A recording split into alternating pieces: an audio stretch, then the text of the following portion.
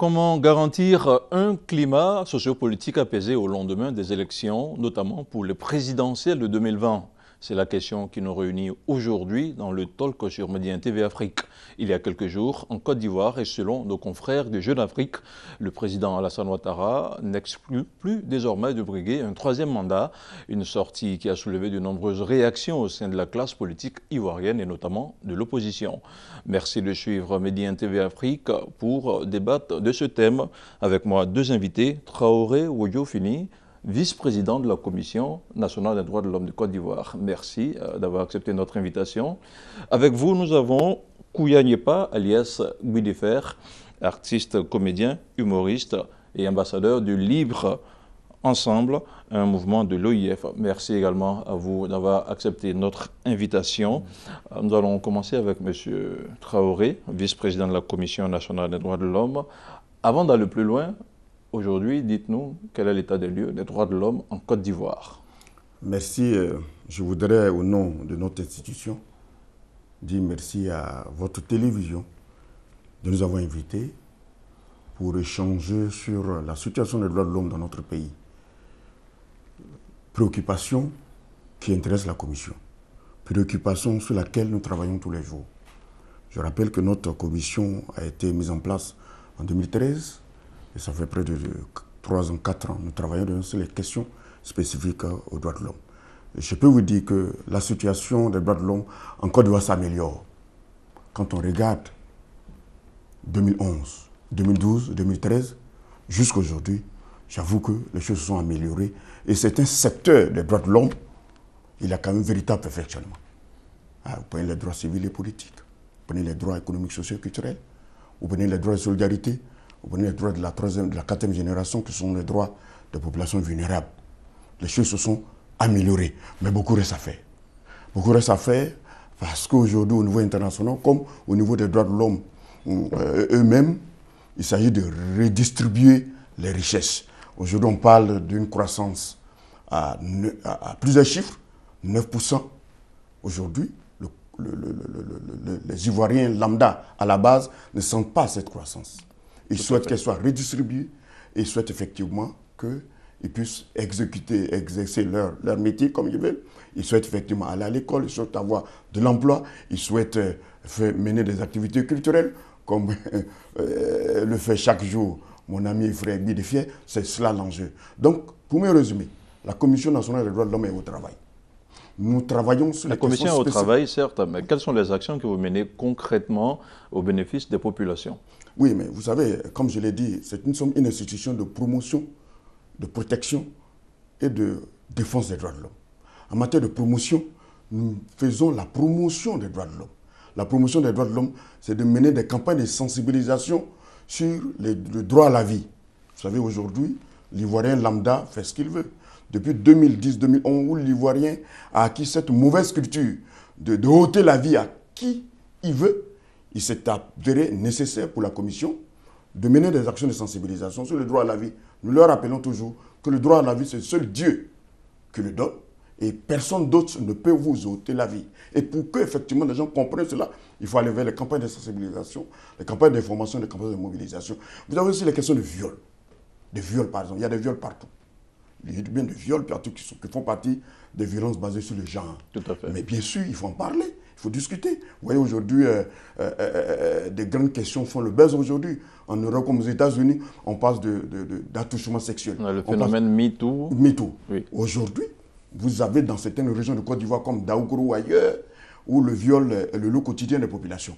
Pour cela, nous devons effectivement aller expliquer aux populations, rassurer les jeunes, informer les jeunes, demander aux jeunes effectivement de bien se comporter et de respecter la loi, rien que la loi.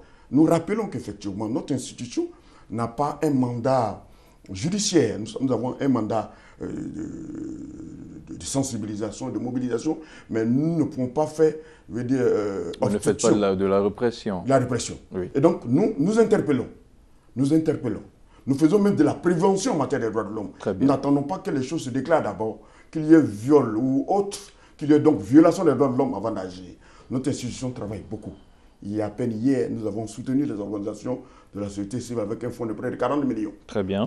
Pour les amener effectivement à mener des actions de lutte contre la pauvreté, à mener des actions d'accès à l'eau potable, à mener des actions d'accès à la justice elle-même. Parce qu'en Côte d'Ivoire, malheureusement, comme tout autre grand pays, Très bien. les Alors, populations sont loin de la justice. Et donc, nous menons des actions, pour me répéter, pour finir sur votre question, nous menons des actions de prévention, de promotion et de protection des droits. Et de défense des droits de l'homme. Alors, on imagine un peu mal la Commission nationale des droits de l'homme être indépendante quand on sait que vous êtes financé à 100% par l'État de Côte d'Ivoire. D'où tirez-vous votre indépendance? Oui, mais bien sûr, l'indépendance est dans la tête. Est-ce que vous êtes vraiment indépendant? Oui, mais l'indépendance est dans la tête. Est-ce que vous défendez vraiment les droits? Oui, oui, c'est ce que je dis. L'indépendance est dans la tête d'abord. C'est cela. Quand on est indépendant, c'est dans la tête. L'individu lui-même. Est-ce qu'il est indépendant? Est-ce qu'il comprend? Est-ce qu'il jouit de son autonomie de pensée? C'est la première des choses. La deuxième des choses sont les ressources. Mais les ressources de Côte d'Ivoire appartiennent à tout le monde.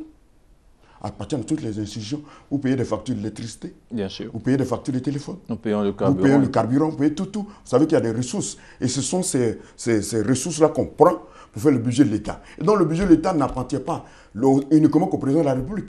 Il appartient à tout le monde. Donc il appartient aux institutions de la République pour qu'elles fonctionnent et qu'elles puissent mener à bien leur mission. Voilà ce qui se passe. Est-ce que ça répond à ma question? Est-ce que la Commission est au service de tous les Ivoiriens?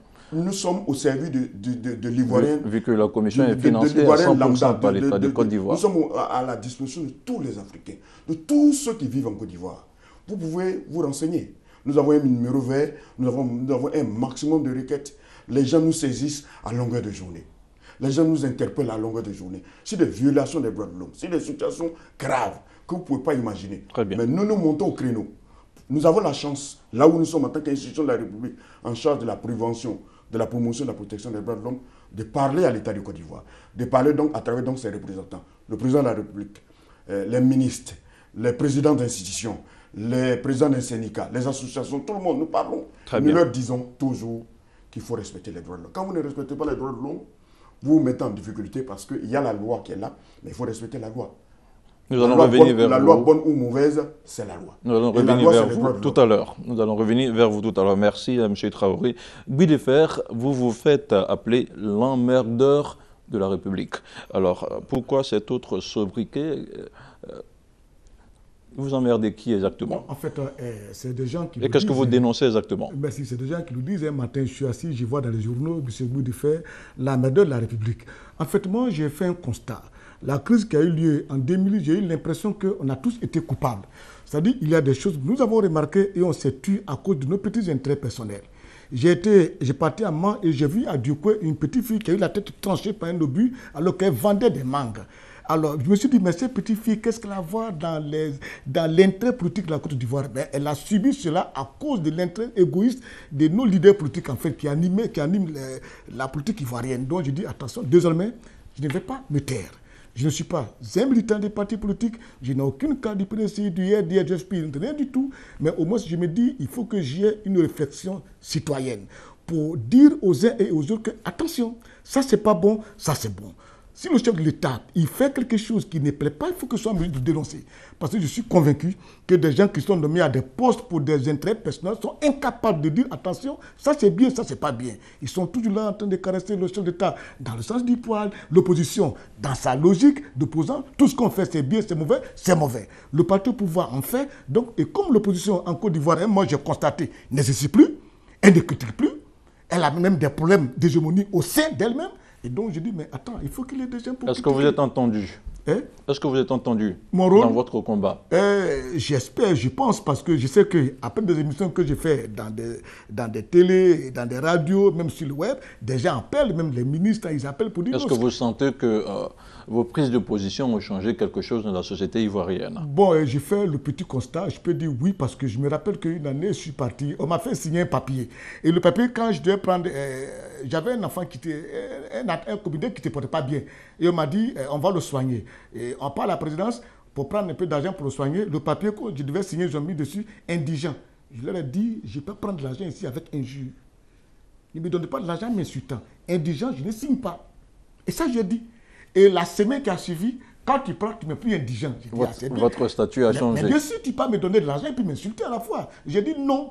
Vous donnez de l'argent à un artiste, évitez qu'il signe en bas d'un mot comme indigent. Non. Très bien. Voilà. Alors, depuis quelque temps, vous êtes l'ambassadeur de Libre Ensemble. Qu'est-ce que c'est et qu'est-ce que vous a valu ce titre? Oui, il faut dire que c'est à la faveur de la francophonie, qui est déjà la francophonie, qui ont eu lieu en Côte d'Ivoire, que Mme Michael Chan, en collaboration avec les autorités ivoiriennes, ont décidé de sélectionner certains acteurs ivoiriens afin de continuer à promouvoir la paix dans le pays, le vivre ensemble avec un langage apaisé. C'est comme ça que j'ai été choisi parmi tant d'autres. Hein. Je ne suis pas le seul. On est près de 15 personnes, 15 personnalités qui ont été choisies, dont je fais partie. Donc, et depuis lors, en quoi consiste votre mission? Ma mission, c'est d'interpeller les uns et les autres sur les dérives langagières. Il faut éviter que chacun prenne des choses qui peuvent créer un désordre dans le pays. Donc, j'interpelle chaque fois des gens. J'ai fait des tournées à San Pedro, à Grand Bérébi, à Tabou, à Grabo, qui sont des grandes zones où les allogènes ont une cohabitation difficile avec les autochtones. Et bien, nous partons pour leur expliquer, pour dire attention, quand vous faites quelque chose, même l'homme politique doit savoir qu'au-delà de la politique, de ses intérêts et des partis politiques, il y a l'intérêt national, l'intérêt général, l'intérêt du citoyen ivoirien. Ok, alors il y a au-delà du parti politique l'intérêt du citoyen national. Alors, comment créer les conditions pour des élections apaisées en Côte d'Ivoire? Nous avons posé la question à des Ivoiriens dans leur rue d'Abidjan. Je vous propose quelques réactions. Les conditions pour avoir des élections apaisées en 2020, je pense qu'aujourd'hui, ce qui fait le point de divergence aujourd'hui sur l'opinion, au niveau de l'opinion politique, c'est que la CEI est foreclose, je vais dire, ou bien la CEI est carrément caduque. Parce que qu'est-ce qui a mené la guerre en 2010? C'est la CEI, le Conseil constitutionnel qui se sont entremêlés avec des questions de proclamation de tel candidat, proclamation de tel candidat. Le Conseil constitutionnel a changé de tête. En réalité, si on doit avoir des élections véritablement apaisées en 2020, il faut que véritablement la CEI soit remaniée à 90%. La population n'est pas encore de manière totale sensibilisée sur la question politique ou la question des élections en Côte d'Ivoire. Je vous donne l'exemple.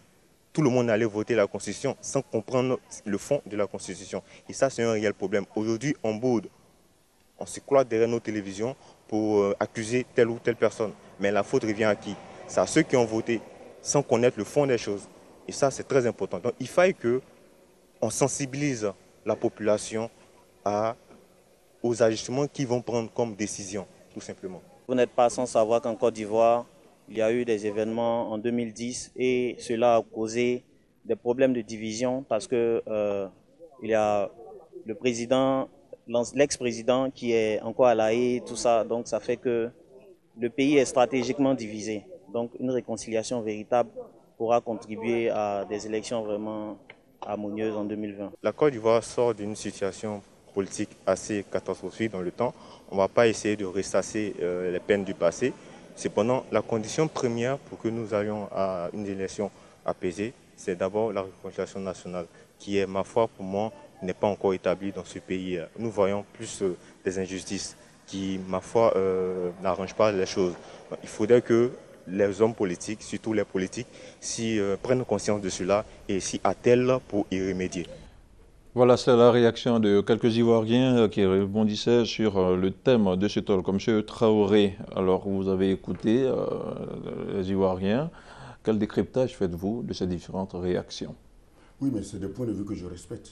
Je respecte parce que moi-même, issu donc des droits de l'homme, acteur de la société civile, avant d'être donc à la Commission nationale des droits de l'homme, au titre des associations de défense et de promotion des droits de l'homme. Et puis, bon, entre 2004 et 2010, j'ai été acteur du processus politique en Côte d'Ivoire. Et donc, je comprends et je respecte les opinions. Et la première opinion que je voudrais mettre sur la table, c'est la question de la commission électorale indépendante. Tout à fait, on en a parlé dans, parce que, dans le comme disait Guy Defay, ce sont des problèmes qui intéressent nos communautés à la base. Elles ne veulent plus vivre une situation que nous avons connue. Et donc, l'élément essentiel, le mécanisme essentiel qui organise les élections en Côte d'Ivoire, c'est la commission électorale indépendante. Elle doit rassurer, elle doit convaincre, elle doit mettre tout le monde d'accord. Est-ce qu'aujourd'hui, la commission électorale indépendante actuelle met tout le monde d'accord? That is the question. C'est un débat. Et je respecte son opinion, mais en même temps, nous allons plus loin pour dire, ben, écoutez, concernant cette commission électorale indépendante, que je respecte parce que ceux qui y sont des grands frères, sont des amis que je connais bien, qui y travaillent, mais les points de vue soulevés aujourd'hui nous interpellent tout le monde, mais interpellent notre conscience politique, notre conscience culturelle, notre conscience sociale. Vous dites, bon, cette commission électorale indépendante a organisé des élections en 2010, qui malheureusement, les choses sont mal terminées avec donc, la crise post-électorale, où il y a eu près de 3000 morts. Selon son opinion, si effectivement le président du Conseil constitutionnel a changé, pourquoi pas le président de la commission électorale indépendante? La question reste ouverte. La question reste ouverte. Mais en même temps, il y a des informations qu'on peut apporter. Vous dites, bon, dans la dynamique, effectivement, de cette réforme, parce qu'il a parlé de réforme, la réforme de la commission électorale indépendante, est-ce qu'elle s'y est actuellement ou pas? Est-ce que la Commission nationale des droits de l'homme a apporté son avis sur cette réforme? Oui, c'est ce que je vous dis. Nous sommes des institutions indépendantes de la République que nous échangeons. Nous avons eu des débats déjà avec la Commission électorale indépendante. Nous avons posé la question sur la table. Nous avons provoqué un débat ouvert à la Commission nationale des droits de l'homme avec tous les leaders politiques et la Commission électorale indépendante. C'était des débats chauds, passionnés et passionnants. À l'analyse, il faut continuer de se parler. Il faut comprendre qu'effectivement, il y a eu donc cet arrêt de la Cour de justice de l'Union africaine, la Cour des droits de l'homme et des peuples de l'Union africaine sur la question de cette commission électorale indépendante. Un arrêté a été rendu. Il n'a pas été respecté. Je viens. A été rendu. Et donc, la Côte d'Ivoire étant membre de l'Union africaine, est donc tenue de respecter. Ça n'a pas été le cas. Non, je viens. Je vous explique les procédures. Suivez ma façon de raisonner. Je raisonne en institution. Et ces institutions ont l'onction nécessaire pour statuer sur des dossiers, des requêtes aussi importantes comme celle qui a été portée auprès de la Cour par une ONG de Côte d'Ivoire, à savoir l'Action pour la promotion de l'homme, l'APDH, contre l'État de Côte d'Ivoire. Les juges ont statué en toute indépendance. Ils ont rendu une décision. Les décisions de la Cour sont exécutoires. Donc, la décision de la Cour est exécutoire. L'État de Côte d'Ivoire est appelé à exécuter cette décision. Mais dans quel timing? C'est la raison pour laquelle la Commission nationale des droits de l'homme a provoqué un débat à la Commission elle-même, là-bas, pour échanger avec tous les hommes politiques, cette ONG et la Commission électorale indépendante elle-même sur la question. Il y a eu beaucoup de débats, mais à l'analyser, au finish, il faut donc prendre en compte donc la décision de la Cour qui consiste effectivement à réformer la commission électorale indépendante. Alors, Guy Defer, selon vous, que faut-il pour éviter que la Côte d'Ivoire ne retombe dans les mêmes travers, notamment la crise post-électorale de 2011? Il faut dire qu'on a eu plus de 3000 morts. Je pense que chacun doit selon les chiffres officiels. Selon les chiffres officiels. Oui. Mais il faut que chacun fasse appel à sa conscience. Regardez cette gymnastique intellectuelle que le vice-président est en train de dire, en train d'analyser, alors qu'on peut pas le raccourcir. C'est tellement simple. D'aucuns diront que non, M. Youssou Bakayoko a fait des élections, c'est parce qu'on a refusé ces résultats que ça a eu lieu. Mais écoutez, dans un État, souvent on peut faire mourir le droit pour faire vivre un État. C'est vrai que le droit dit ça, mais écoutez, tu es là dans une position et des gens en parlent. Une partie de la Côte d'Ivoire se plaint. Je pense que dans ce pays, il faut qu'on ait quand même la culture de la démission. Ça ne lui coûte absolument rien pour éviter qu'on parte sur le tribunal africain, revenir, faire des réunions, des débats, on y va. C'est trop long. Monsieur le Président, en tout cas, en toute conscience, moi, Youssou Bakayoko, je démissionne. Il peut démissionner tranquillement. En 5 minutes, on réforme la CEI et c'est parti. Depuis des mois, on est dessus. Les gens en parlent. On traîne depuis des années, on traîne. Pourquoi on traîne sur un dossier qui est aussi si simple? Pourquoi cela? Selon vous, c'est quoi l'alchimie? La solution? Il faut refonder la CEI. Aujourd'hui, nous sommes dans un climat apaisé en Côte d'Ivoire. Tout est bien parti. La seule chose qui pose problème en Côte d'Ivoire, peut-être que les acteurs politiques s'en plaignent, c'est la CEI. Comme ils s'en plaignent, on va la réformer. On n'a pas besoin de partir au tribunal africain, des débats, c'est trop long. Monsieur Youssouf peut simplement dire « je démissionne ». Il aura aidé tout le monde. Il aura même aidé le chef de l'État, Alassane Ouattara. C'est simple que de faire ces grands débats-là. Alors, je le disais en introduction de cette émission, le président Alassane Ouattara, selon Jeune Afrique, je pèse mes mots, selon Jeune Afrique... Avant qu'on aborde la question. Très rapidement. Très rapidement. Ce que je voudrais qu'on comprenne, oui. Et mon frère Guy Defer, il doit être dans cette dynamique. ce n'est pas une question de Youssouf Bakayoko. Je voudrais qu'on élève le débat. Ça n'a rien à voir avec la question de la personne elle-même. Je n'ai rien contre Youssouf Bakayoko, lui n'a rien contre Youssouf Bakayoko. Mais c'est le processus lui-même qui demande qu'on revoie la commission électorale. Non pas de la refonder, mais de la réformer. La décision est claire. Vous lisez la décision de la Cour qui est exécutoire et donc qui s'impose à l'État de Côte d'Ivoire. On demande à l'État de Côte d'Ivoire de donner suite à cette réforme. Moi, je ne veux pas qu'on utilise votre télévision pour dire non, on est venu parler de Youssouf Bakayoko, on est venu parler de tant. Non, je représente une institution de la République. Tout à fait. Je veux qu'on travaille dans la civilité. La civilité, c'est que nous sommes dans un pays sérieux, il y a des réformes. Et quand une institution comme la Cour de justice des droits de l'homme et des peuples rend une décision, elle est exécutoire. C'est ce qui se passe. Est-ce qu'on était obligé d'aller jusque là? Je viens. Non, la question reste ouverte. Non, elle reste ouverte. Donc, elle est exécutoire. C'est de cela qui se met. Comment on a fait pour la mettre en œuvre? Jusqu'à présent, elle n'est pas encore mise en œuvre. Rien du tout. Elle n'est pas encore mise en œuvre. Il ne faudrait pas qu'ils disent que... Non, ce que je veux, il ne faudrait pas qu'ils disent Youssouf Bakayoko démissionné, il t'entend démissionner. Mais c'est ça qui pose le problème. Je viens, s'il te plaît. On a l'impression que c'est la question de la personne elle-même. Moi, je ne sais pas. Quelqu'un d'autre peut venir. S'il n'est pas indépendant ou autre dans la tête, ça ne va pas s'améliorer. Ce que je veux, c'est la réforme. On décide aujourd'hui des réformes. Et les Ivoiriens veulent que les choses changent. Vous, en tant qu'institution, est-ce qu'il y a un timing dans lequel cette réforme doit avoir lieu? Oui, ils ont donné 1 an à la Côte d'Ivoire pour réformer. 1 an à la Côte d'Ivoire pour réformer. Depuis donc, c'est que cette décision... Et donc la Côte d'Ivoire est toujours dans le délai. Et la Côte d'Ivoire, elle est encore dans le délai. Elle est encore dans le délai. Du point de vue institutionnel, la Côte d'Ivoire est encore dans le délai. Et je suis sûr que les choses vont se faire. La Côte d'Ivoire n'a d'autres, je dirais, comment on peut le dire, d'autres solutions que de réformer. Très bien. Parce qu'on veut aller vers des élections justes, libres, ouvertes et consensuelles. Alors, je le disais, mettre un terme à la crise que nous avons connue en 2010. Très bien. Je le disais en ouverture de cette émission, le président Alassane Ouattara aurait manifesté son envie de briguer un 3e mandat aux élections de 2020. Réaction Bidefer, commence par vous. Oui, il faut dire que, voyez-vous, quand le chef d'État le dit ainsi, il sait à qui il parle. Il s'adresse à l'opposition ivoirienne. Parce qu'aujourd'hui, il faut être honnête, nous sommes dans un pays aujourd'hui où quand même il fait bon vivre. Ça, je vous dis sincèrement.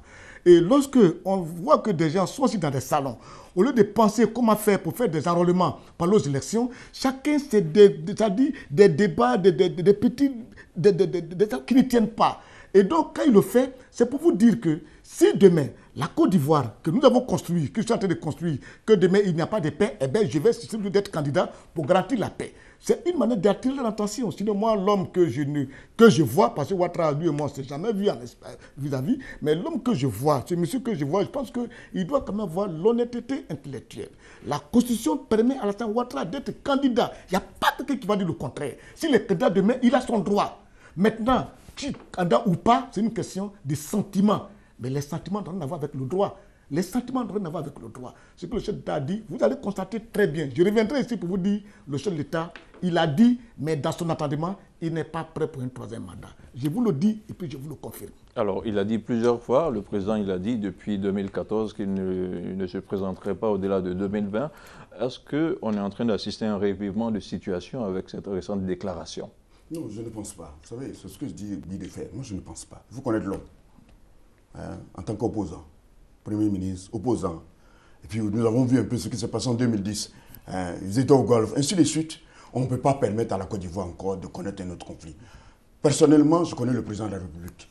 Je connais sa hauteur d'esprit, sa vision des choses, sa vision de la démocratie. Et il a dit lui-même en 2015, lorsqu'il recevait Mme Zuma. Mme Zuma, l'ex-président de la commission de l'Union africaine, ici à Abidjan en 2015. Il a dit, je ne me présenterai plus. Je ne me présenterai plus à aucune élection. J'ai fait ce qu'il faut. Parce que ce pays-là, il arrivait des moments où c'est carrément des cadavres qu'on trouvait partout. La Côte d'Ivoire vient de très loin. La Côte d'Ivoire vient de très loin. Après 3000 morts. Nous allons sur cette base. Nous allons sur cette base-là. Aujourd'hui, ce qui est important pour nous les Ivoiriens, pour les partis politiques aussi, qui s'agitent un peu partout, c'est de faire la campagne pour l'enrôlement des électeurs, qui est un droit. C'est un droit de l'homme, l'enrôlement des électeurs, l'inscription sur les listes électorales. C'est ce qu'ils doivent faire. Que d'interpréter des discours du président de la République ou d'autres Je suis sûr que son parti est au travail. Au même titre que les autres partis sont au travail. C'est ce que je veux. Je ne veux pas qu'on focalise le débat sur des personnes. Sur les personnes. Très bien. Le président de la République a dit.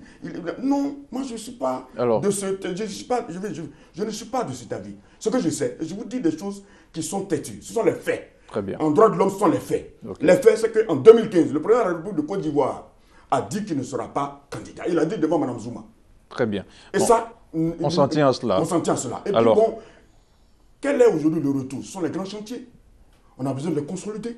On a besoin de redistribuer les richesses. On a besoin d'aller vers une véritable réconciliation nationale. Très bien, très bien. Et donc, 2 mandats, je ne suis pas sûr que le président de la République veuille encore se présenter. Ok, Vraiment, alors nous sommes pratiquement au terme de cette émission. Quel sera votre mot de la fin? Je rappelle que je n'ai pas pu poser toutes mes questions.